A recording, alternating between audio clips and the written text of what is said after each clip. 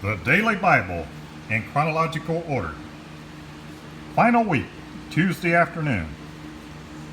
As the long day of confrontation and teaching comes to an end, Jesus tells his disciples that his death is only 2 days away. Already the chief priests and elders are conspiring against him in the palace of the high priest. Aware that the feast is almost upon them, the conspirators are anxious to have Jesus killed before that time. Even as they plot how to snare Jesus, they are approached by Judas Iscariot, one of Christ's chosen disciples. For his own reasons, Judas has decided to betray Jesus, and has therefore come to bargain with the members of the council. Of course, they are delighted at that unexpected assistance. The amount agreed to is 30 pieces of silver, which at this time is the approximate price of a slave.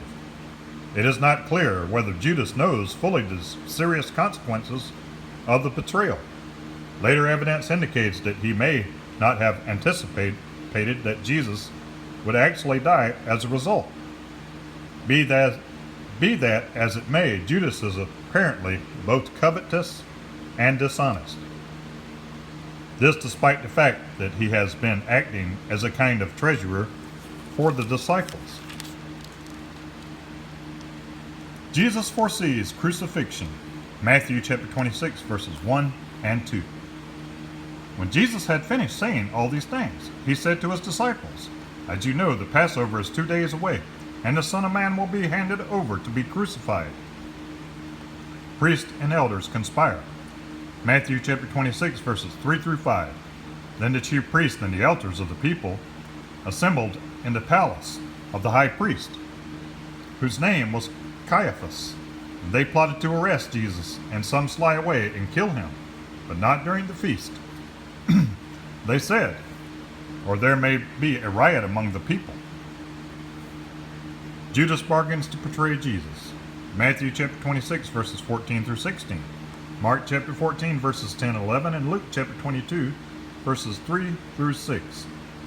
Then Satan entered Judas, called Iscariot, one of the 12, and Judas went to the chief priest and the officers of the temple guard and discussed with them how he might betray Jesus, and asked, "What are you willing to give me if I hand him over to you?"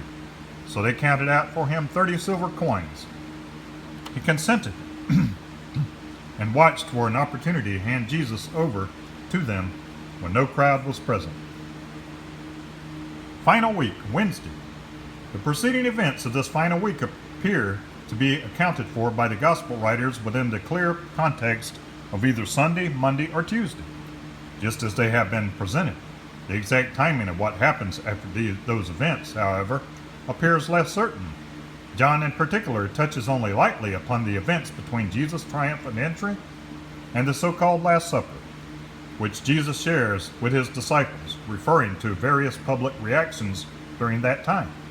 John notes that despite Jesus' teaching and miraculous works, there are still many people who either disbelieve or are afraid to acknowledge their belief. Then John records what is apparently Jesus' last public appeal before his subsequent arrest. As there is no evidence that these events occurred on any of the prior 3 days, they are set forth here as occurring on Wednesday, though that time frame is only speculative. Of far greater significance at this point is the chronology related to the Last Supper, Jesus' crucifixion, and his subsequent resurrection. Traditionally, the crucifixion on Friday afternoon and the resurrection on Sunday morning. However, such reckoning raises at least 2 questions. First, in an action-packed final week, that reason is there to believe that there would be a whole day of either actual inactivity or activity which is left unrecorded. Second, and far more important, if Jesus is crucified on Friday afternoon and therefore hurriedly put into the tomb, how can there be a sufficient time to match Jesus' own prediction that he would remain in the tomb for 3 days and 3 nights before being resurrected? Even if one stretches imagination within the traditional time frame in order to find parts of 3 days, it is not possible to find 3 nights. The resolution of both questions appears to be found in recognizing that the Last Supper took place on Wednesday evening, followed by the crucifixion and burial on Thursday. Acceptance of that assumption requires an understanding of the Passover, the Feast of Unleavened Bread, and the way in which the Jews reckon time. As for the reckoning of time, the Jewish day begins at sunset on the previous evening. This means, for example, that our Wednesday night is actually Thursday, and our Thursday night is actually Friday. Passover is observed on the 14th day of the month of Nisan, corresponding to March-April. As noted earlier, Passover is observed in commemoration of the deliverance of the ancient Israelites from their Egyptian bondage. The name derives from the passing over of the Israelites when death came to the firstborn of each Egyptian family as part of that same commemoration. Passover is followed by the seventh-day Feast of Unleavened Bread, which reminds the Jews of their forefathers' flight from Egypt, during which time the Israelites ate unleavened bread only. It is common among the Jews of Jesus' day to refer to both celebrations by only one name, either as Passover or as the Feast of Unleavened Bread. By God's direction, Leviticus 23, a lamb is to be slaughtered late on the 14th day, which is Passover, and a Passover meal eaten that evening, which would be the beginning of the 15th day, the first day of the Feast of Unleavened Bread. The entire 15th day is then to be observed as a special Sabbath or high holy day, regardless of the day of the week on which it might fall in any given year.